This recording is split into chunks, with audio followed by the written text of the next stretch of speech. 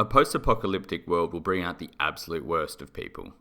Across the wasteland, men and women seem to be in a competition of who can be the most evil and who can be the most deserving of a bullet. However, no matter how evil a person is, no one deserves a bullet more than the most annoying wastelanders to roam the planet, namely the people in this video. So come on a journey as we look at the most annoying characters in the Fallout universe. Now, obviously, Preston Garvey is one of them. The fact that we can become the general of the Minutemen, but are still constantly sent out on radiant quests for settlements that need our help, is mind-boggling. But Preston is the most low-hanging fruit by far, so this is all I'll say about him. Actually, the one other thing is if you romance him, he says babe a bunch, which is basically skin crawling. What do you need, babe? Be careful, babe. Babe. However, if you've played Fallout New Vegas, then you've come across this guy. Yeah! Who won the lottery? I did! Oliver Swanwick is a powder ganger who was ensnared in the Legion's trap to capture NCR soldiers, powder gangers, and the residents of Nipton. Each were given a lottery ticket that would determine what their fate would be, ranging from enslavement, crucifixion, or death. In a poetic sense, the Legion used the lottery as a symbol to show the selfishness of the dissolute and the profligates. Their forces were outgunned, but no one fought back, at risk at the cost of their own life, even when loved ones were taken away. And so the lottery went, until Oliver's winning ticket was called, which was basically the golden ticket of golden tickets. He got to walk free. But from the way that it's impossible not to talk to him when entering the town, to the creepy way that he says goodbye, it's easy to hate Oliver. Given that Boxcar's the second place winner, who also got to live but with his legs crippled, refers to Oliver as an arsehole, we can assume that this is essentially how he behaves 99% of the time. That being said though, it's easy to understand Oliver's joy. There he was, expecting to be crucified, burned alive, enslaved, or decapitated at best, and out of the hundreds of people, he was the one who was allowed to walk away. I can just imagine the Legion up there announcing people's tickets, everyone lined in a row sobbing and scared, and when Oliver's ticket is called, the obnoxiousness spills out with a Yeah! It does sort of mirror that messed up scene in Fight Club where they take that store clerk Rando out back, state they're going to murder him, and then let him leave. To paraphrase Brad Pitt, tomorrow will be the most beautiful day of Oliver Swanwick's life. His breakfast will taste better than any meal you or I have ever tasted. Oliver does state that powder gang's a small time, and now that he's won the lottery, he'll be something more. Although this usually tends not to be the case. If the player character can somehow resist the temptation not to shoot him, he usually walks straight into the path of bark scorpions, who seemingly don't care about the winning lottery ticket. Now, Fantastic has made his way onto this list because he is so damn annoying. Not only to us as the players, but legitimately every single in-game character that he has to interact with. And yet, I also kind of love him. One, because I feel like he represents the imposter syndrome we all feel when we end up in charge of something, but two, because of the greatest interview line ever. They asked me how well I understood theoretical physics. I said I had a theoretical degree in physics. He had somehow managed to wrangle his way into being the lead scientist for a pre-war energy plant that powers a space weapon, purely on his ability to convince himself that he's a genius.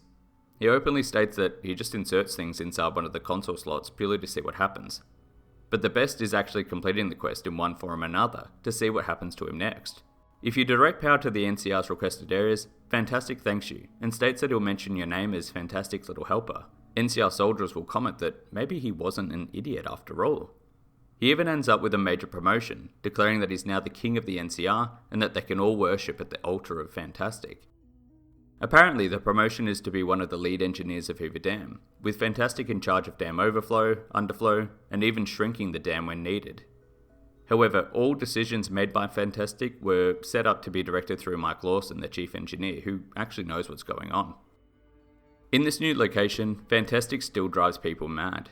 Female NCR citizens will claim that Fantastic is a bit too handsy. A woman claims that he's the father of her child, which he denies, and Mike Lawson evidently hates him. On the other hand, if the Archimedes weapon is deployed against the NCR soldiers, Fantastic survives like the cockroach he is. Hey man, when in Rome. He even goes one step further and joins the Legion when they occupy the power plant. Apparently, the Legion begged to have him on board, or at least Fantastic begged to be left alive, but someone begged. He also evidently killed his lab scientist, but when questioned, just says that things got crazy. A con man in Boston by the name of Parker Quinn would have to be up there with one of the biggest pricks in the wasteland. His con relates to what he calls a charge card. According to Parker, paying for goods and services via bottle caps is archaic, with the charge card filling this gap. While it's not a bad idea, the only factor is there's no working post-war internet or banking to support such an endeavour. All Commonwealth merchants will refuse to take it, but weirdly enough, Brooks and Far Harbor will.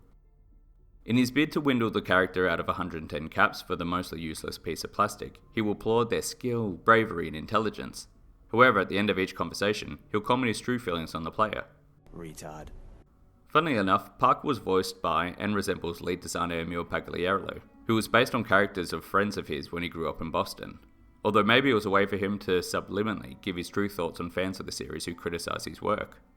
Retard. Myron would have to be one of the worst and most annoying characters in the Fallout universe. It isn't just because he's a reprehensible child who manufactures drugs for a crime family. It isn't because he's racist to mutants and owns slaves. It isn't even because he can potentially assault a female player character by slipping something in their drink. No, the most annoying thing about him is that his voice makes me think of the Shermanator from American Pie. I'm a sophisticated sex robot sent back through time to change the future for one lucky lady. Ooh, you finally wise up, beautiful? Finally realize that I'm the only one for you? To be honest though, the above pretty much explains why he is so unlikable. Nearly all characters within Fallout are some varying shades of grey. They might commit evil acts, but sometimes it's only due to the threats of the wasteland or due to their own misguided sense of righteousness. But Myron is not one of those people. He is legitimately evil. The only good thing about him is that he canonically dies no matter what, whether as a companion or in the endgame slides, where it's stated that he was stabbed to death by a junkie hooked on the very drug that he claimed to have created. While we're on the subject, other children can be just as insufferable. And yes, they are kids facing the dangers of a post-apocalyptic war zone, so they should be cut some slack. But I am an equal opportunist, and I think these kids have the equal opportunity to be hated for who they are. The first is Princess from Little Lamplight. When elected mayor of the settlement, her first edict was that she be referred to as Princess. This resulted in her being punched in the face and demoted.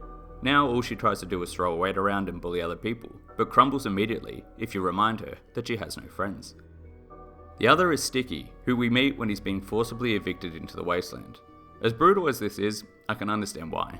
1, he was now too old for Little Lamplight, but 2, wandering the waste with him for more than 5 minutes makes you want to feed him to a Deathclaw.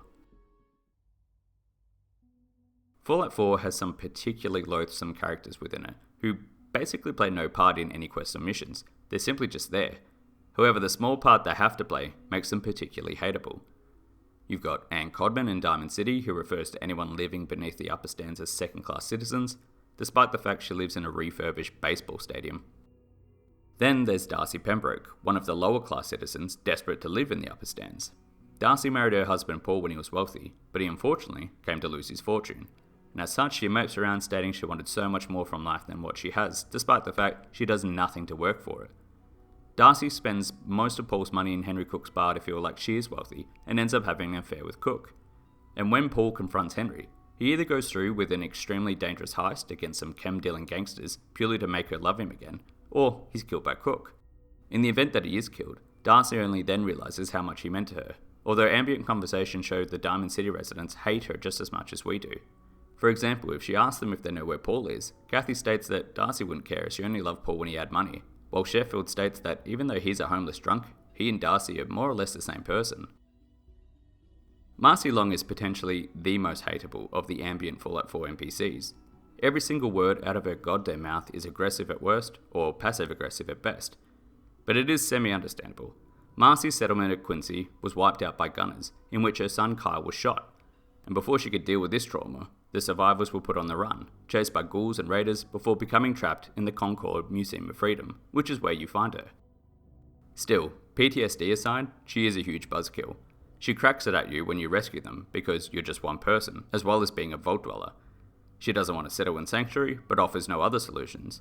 And once she is settled there, and you can ostensibly build a post-war city for her, the best she can manage to say is, "I'll hand it to you. This place isn't awful. It's still a hole, but it could be worse." Basically, the reason she is insufferable is summed up by one of her statements. "I'll stop complaining when there's nothing left to complain about." The worst part is that she's deemed essential, so there's no getting rid of her. She is cursed to torment us until the end of time. But speaking of the end of time, that about sums up the end of this video. Again, most of these characters can't be considered objectively evil, maybe with the exception of Myron, but they each drive us mad, to the point that they're deserving of a bullet. But please let me know any other specific characters that annoyed the living crap out of you that I might have missed. Thank you for watching, and I'll see you next time.